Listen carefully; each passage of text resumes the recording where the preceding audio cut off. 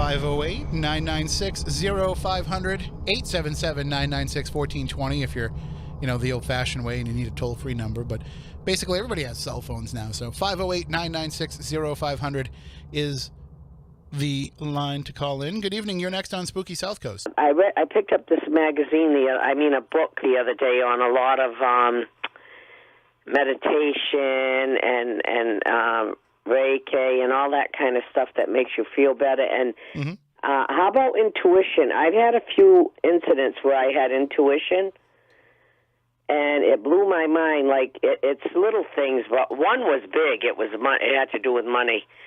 And I knew, talking about gambling, I knew this machine was going to hit. And I just had a funny hunch, but I had also been watching, observing, you know what I mean? And it did end up hitting.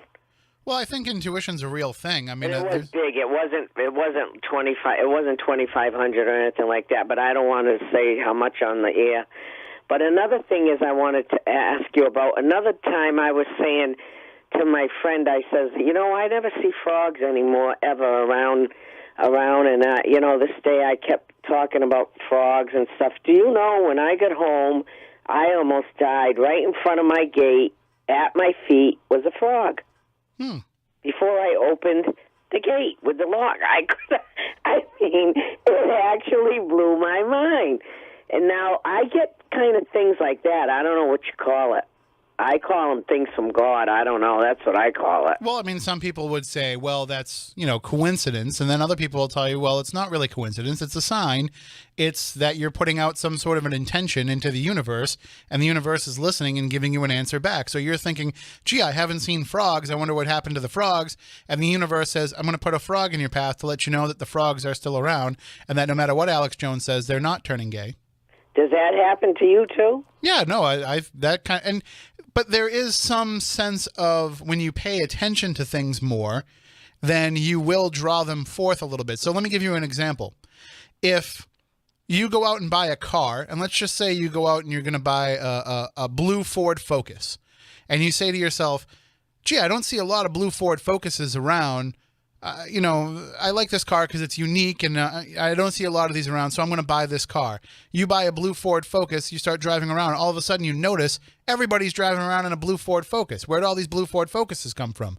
And it's only because you've now kind of paid attention to that it's put it into the forefront of your mind, and now you're picking up on it when you see it elsewhere, when it might not have entered your mind before. So with the frogs, you were thinking to yourself, gee, I haven't really seen a frog lately, so your subconscious was kind of looking and focusing in for frogs, just using that as an example. But that's what some people feel that it is. It's that they call it like blue car syndrome. Another time, the fella near me cut down a beautiful oriental tree that shoots out beautiful flowers, and I said, boy, that guy's stupid for doing something like that to a beautiful tree, right? I wish I had that tree over here. And don't you know, I had the tree. The tree came, but you know what? It was no good because it was too close to the gate, and it was going to ruin the gate. So eventually, and it was growing beautiful, I had to take it out.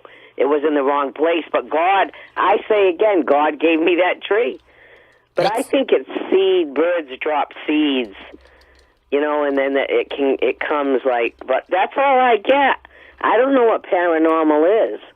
Well, I mean, the paranormal is anything that is unexplainable, anything that is outside of what we accept to be normal. So the paranormal doesn't mean that it has to be something that's scary, or it doesn't have to be something that's overt. It doesn't have to be a spaceship landing in your front yard or a ghost shaking your bed. It can just be anything that kind of falls outside the normal, accepted confines of known science. So to me, it's really just things that we don't understand why they happen yet, and then eventually we will understand it, and then what's paranormal starts to be considered normal. All right. Look at it like this. I get a lot of things back that aren't supposed to come back either. Look at it like this. Native Americans had no idea what an eclipse was.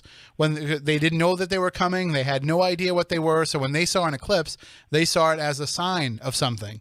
And so they would see, I mean, even if you go back to the Incans and the Mayans, they would see an eclipse. They'd think they'd have to go climb the top of one of the pyramids and sacrifice somebody because the gods were getting angry.